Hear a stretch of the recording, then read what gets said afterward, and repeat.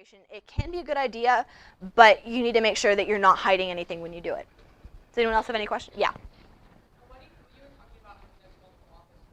Can you speak a little louder? I can't hear you. You know how you're talking about multiple authors and authors credentials? Mm-hmm. I think it's okay to say that you can provide further credentials upon request and just not read the rest of others. I think people do. I don't think it's necessarily, I wouldn't say it like that. I would say I'm quoting an article by these 5 authors, 4 of them are PhDs, and the 5th one works for this organization. You don't need to specify super in-depth about all of them, because if you have 5 authors, it's probably a credible article to begin with. I think it's okay to not necessarily read all of these. We have quite a bit of evidence last year that would have like the same 5 investors, several which times say. Okay. I would say it's okay as long as you're not quoting, okay, this is something that a lot of tricky teams will do. They'll pull a piece of evidence with 5 different authors, or they'll pull a lot of pieces of evidence from an article that has 5 different authors and then quote a different author each time they read a card, so it doesn't sound like they're reading from the same article. So as long as you're not doing that, it's probably okay. It's kind of, if it seems like you're playing a trick on the other team, it's probably a bad idea to do.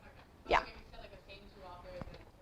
Yeah, just say there's 3 other authors to this article, but for the sake of time, I'm not going to read their credentials. Or what you do is just read the card and list all their names the first time you read it, and then just say, from the source I quoted previously, yeah.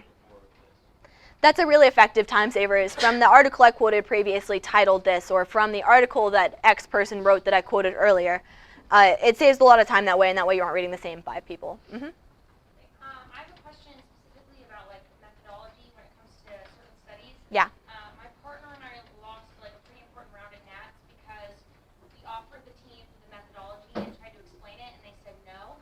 We went to JO, and the judge asked if we had the methodology. We said yes, we'll give it to you, and he didn't want it. So just wondering, like, we kind of explained how it works. We offered it, but no one's accepted it. Is there a way to get around not losing the round because you didn't have quote-unquote methodology?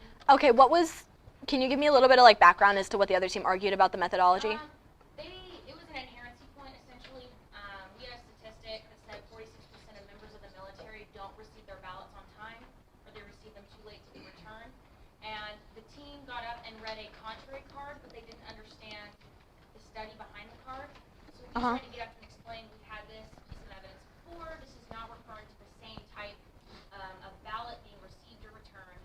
And so then they said, well, we don't accept your 46% statistic. So then in cross-X, we offered them the methodology. They said we don't want it, but they had no contrary statistic at all. Okay, that's a bit challenging, because at that point you're like offering your own credibility instead of attacking theirs. It probably is more effective to attack theirs. It's really great that you had the methodology. Like, I applaud you on that. Most teams don't. But at that point, there's no way you can force the judge to listen to you.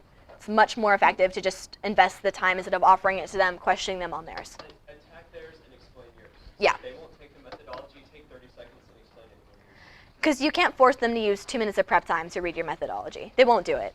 At least a good team probably won't. So, yeah, that's... So if you explain it, you look more credible because you know what your study did, and you know the analysis and reasoning behind it, as opposed to, I have the study, I know there's a methodology, if you want to look at it, you can, but just by virtue of having the study, I'm right.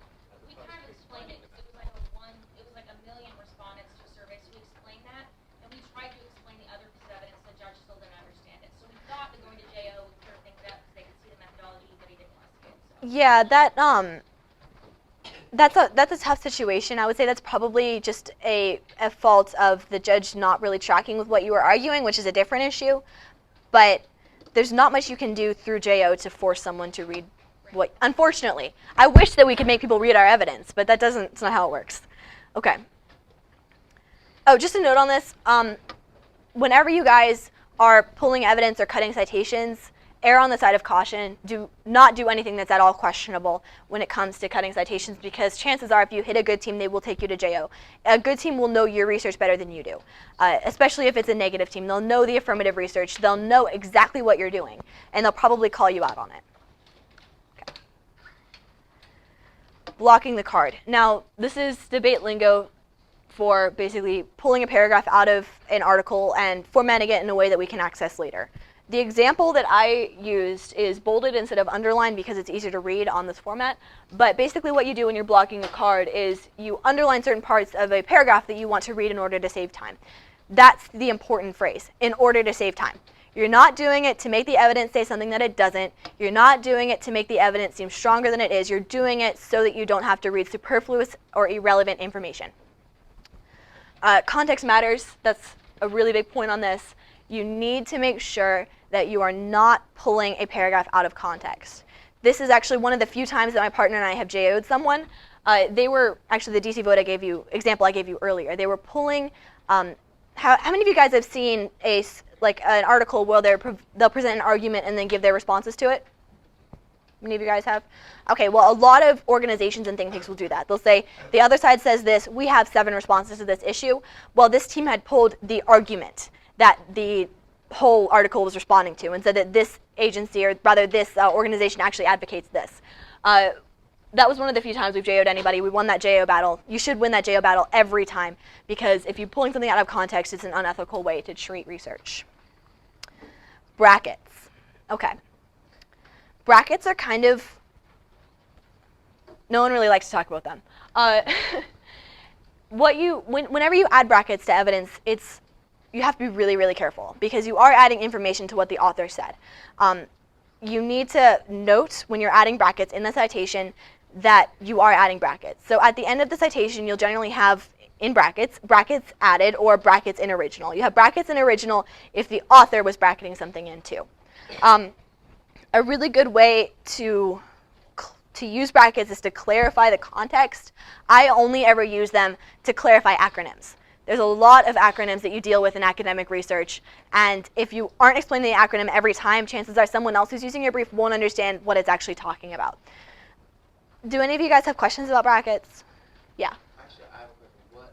What is it with JO symbol? I should explain that. Okay. JO is the method of accountability. In debate, if someone breaks a rule or is doing something unethical, you take them to judge orientation, which is basically a procedure that, it's basically a rule enforcement procedure. Yeah.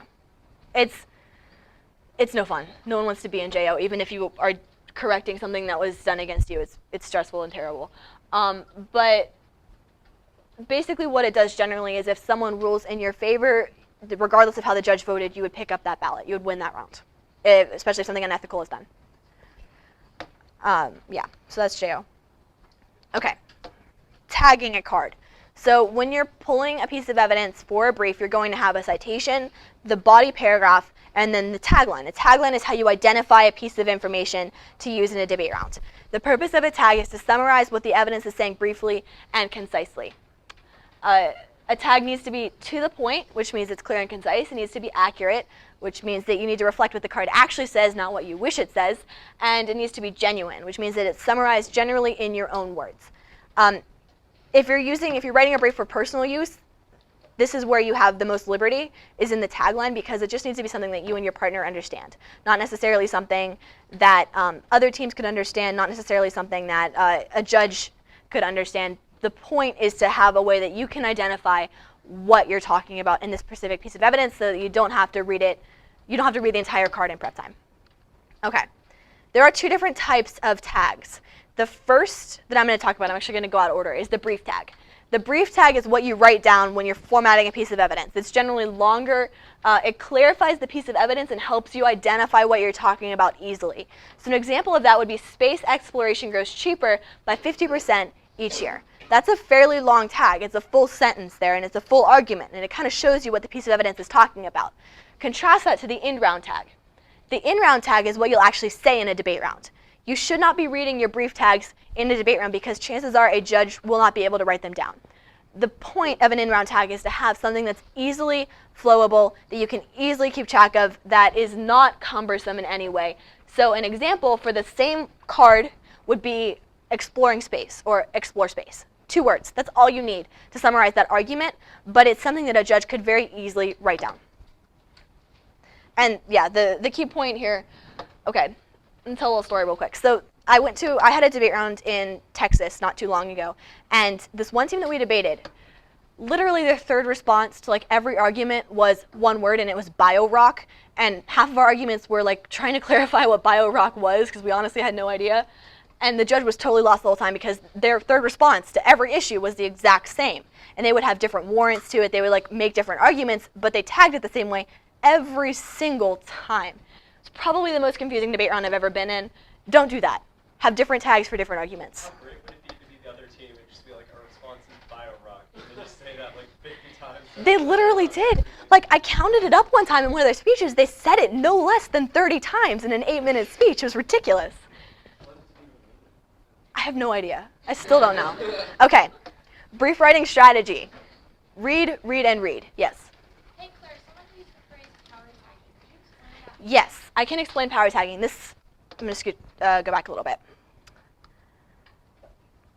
Power tagging is, okay. The second point here is accurate. Power tagging is tagging a piece of evidence to say something stronger than what it actually says. So let's say that I had a piece of evidence saying that our national debt is pretty significant. If I tag that piece of evidence as like debt Armageddon or something like that, that would be a power tag because that's not what the evidence actually says, that's what I wish it said. Does that make sense? Power tagging is not necessarily unethical, but it's generally just ineffective because a team can point out that your evidence didn't say what you said it said. All right, Claire, if you don't mind, I'm going to go ahead and break them all. Yeah, I'm actually on, this is the last slide, so, but yeah. This is just key points, kind of summarizing what I said earlier. Yeah, format them into a brief, which basically means you're formatting all of the research you did into arguments that you can use in a debate round. Great, That's it. thank you.